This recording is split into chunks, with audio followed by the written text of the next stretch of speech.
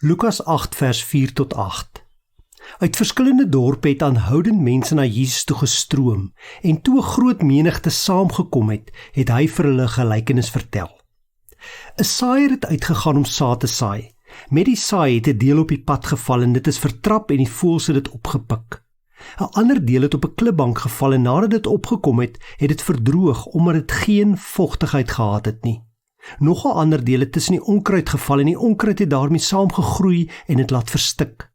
Daar was ook 'n deel wat in goeie grond geval het, en dit het opgekom en 'n 100voudige oes gelewer.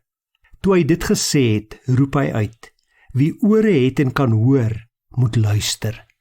Jesus vertel in Lukas 8 die baie bekende gelykenis, vir ons in elk geval baie bekend, van die saaier wat uitgaan met sy saad en dit gaan saai, en van die saad val in die pad, van die saad val op 'n klipbank, van dit val tussen die onkruid, en van dit val op goeie grond. Die saad natuurlik, sê Jesus agterna wanneer hy vir sy disippels verduidelik waaroor hierdie gelykenis gaan, die saad is die woord van God.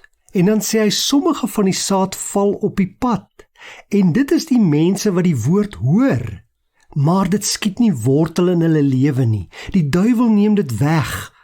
Hulle word nie gered nie. En is so tragies dat daar elke dag mense is wat die woord hoor, maar dit maak nie impak op hulle lewe nie. Dit lei nie tot geloof nie. Dan sê Jesus, is daar ook saad wat op 'n klipbank val. En dit is die mense wat die woord hoor en dit met blydskap aanneem, dit glo. Hulle kom tot geloof, maar die woord skiet nie wortel in hulle lewe nie. Die geloof hou net 'n kort tydjie, want die oomblik wanneer hulle geloof op die proef gestel word, dan gee hulle moed op. Die oomblik wanneer dit swaar gaan, dan draai hulle rug op God. Dan versaak hulle geloof. En dan sê Jesus, val sommige van die saad tussen onkruid.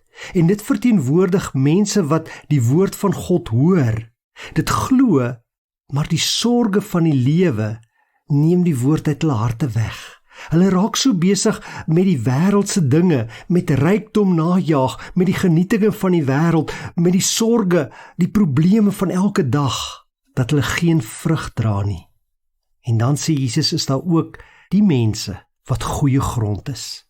Die woord val in hulle harte. Dit kom op, hulle volhard in die geloof en hulle dra vrug. En nou is die vraag, watter grond is jy vandag? Is jy 'n klipharde pad wat jou net afsluit en nie wil hoor wat God sê nie? Is jy dalk so 'n klipbank? Jy hoor die woord, jy neem dit aan met blydskap, maar die oomblik as daar swaar kry kom, die oomblik as jy op die proef gestel word, dan gee jy moed op. Is jy dalk onkruid? Glo jy die woord? Hoor jy dit? Maar die lewe hou jou so besig. Die gejaag na rykdom en na besittings hou jou so besig. Die sorge van die lewe hou jou so besig dat jy geen vrug dra nie. God wil hê jy moet goeie grond wees. God wil hê jy moet die woord hoor, dit met 'n opregte hart aanneem, dit bewaar en vrug dra. Kom ons bid en vra die Here om ons te help om vrug te dra. Here, dankie dat U woord vir ons kom gee.